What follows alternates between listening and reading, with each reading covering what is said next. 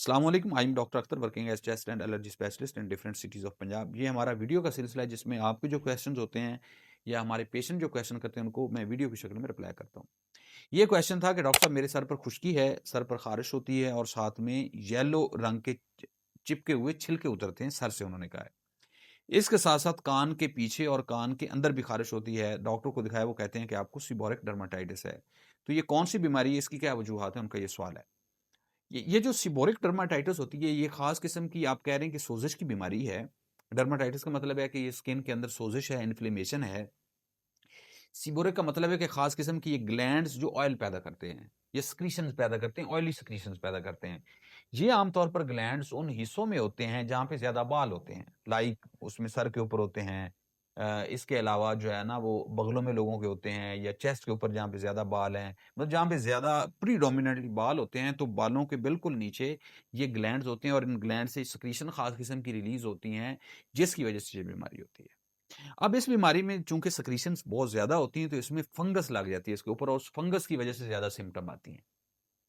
तो बेसिकली ये बीमारी ऑयली ग्लैंड्स की वज़ह से हुई।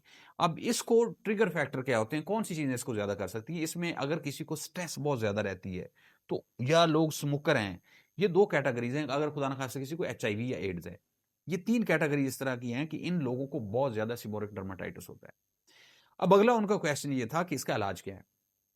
अब इसमें इलाज में नंबर 1 तो हमने ये करना है कि आपकी जो, चूँकि वो आपका आपके ऑयली ग्लैंड्स हैं और वो ज़्यादा पैदा हो रहे हैं, तो आपने ऑयल यूज़ बिल्कुल नहीं करना। नंबर 1 जिसमें इम्पोर्टेंट, किसी किस्म का ऑयल यूज़ नहीं करना सर में, इस तरह के लोगों ने। नंबर 1 ये करना है। नंबर 2 इसमें आपने जो शैम्पू होते हैं रूटीन के, वो भी नहीं यूज़ करने, क्योंकि उनके अंदर भी केमिकल्स होते हैं, वो इरिटेट करते हैं, उससे ज़्यादा मसला होता है। अब इसमें जो बच्चों वाला शैम्पू है, वो आम तौर पर यूज़ कर सकते हैं, क्योंकि उसमें केमिकल्स नहीं होते, तो वो इस तरह के लोगों के लिए सेफ होता है कि वो आप अपने नहाने के लिए उसको यूज़ कर सकते हैं। तीसरा आप ये कर सकते हैं कि अपने बाल ज़रा छोटे रखें, ताकि उसमें अच्छा हवा, जब उसकी हवा की वेंटिलेशन होगी, तो आम तौर पर जब थोड़ी ड्राइनेस होगी, तो उम्मीद है ये मसला नहीं होगा। क्योंकि जब ये ग्लैंड्स की सिक्रीशन ज़्यादा होती हैं, तो जब सिक्रीशंस होती हैं, तो यूजुअली फंगस उसमें ग्रो करती है, क्योंकि फंगस के ग्रो करने का असूल है कि जहाँ भी थोड़ी-सी इस तरह की नमी होगी, वहाँ पे फंगस ग्रो करती है। तो आपने वो नमी को ख़त्म रखना है। उसका ये तरीका है कि आप फ्रीक्वेंटली नहाना है, सर साफ रखना है, बाल छोटे रखने हैं।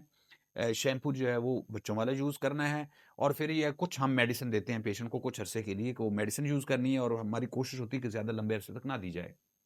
कुछ अरसे लिए दी जाए, उसके बाद वक़फ़ा किया जाए, फिर दी जाए। अगर आप ये एहतियातें करें, तो फिर काफ़ी हद तक इसको कंट्रोल किया जा सकता है।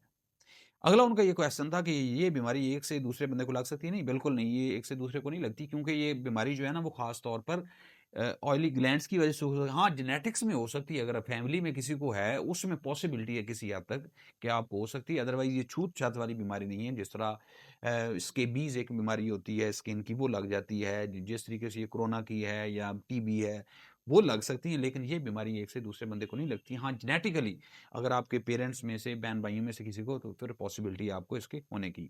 अगर ब्रीफली आखिर में बात की जाए, आपको सीबोरिक डर्माटाइटिस है, तो आपने अपने बाल छोटे रखने हैं, ऑयल बिल्कुल इस्तेमाल नहीं करना, शैम्पू रूटीन के यूज़ नहीं करने, बच्चों वाला इस्तेमाल करना है।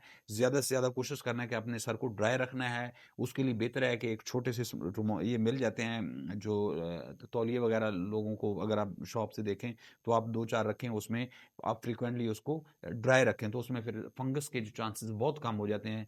जब फंगस बहुत कम होती है, तो फिर आपको सिम्पटम भी नहीं आती और आम तौर पर ये आपका बहुत अच्छा कंट्रोल रह सकता है। आपको कोई और क्वेश्चन मोस्ट वेलकम, नीचे कमेंट्स में लिखो। मैं इंशाल्लाह आपको वीडियो की शक्ल में रिप्लाई करूँगा। अल्लाह ताला आपको और आपके घर वालों को आमीन, अल्लाह हाफ़िज़।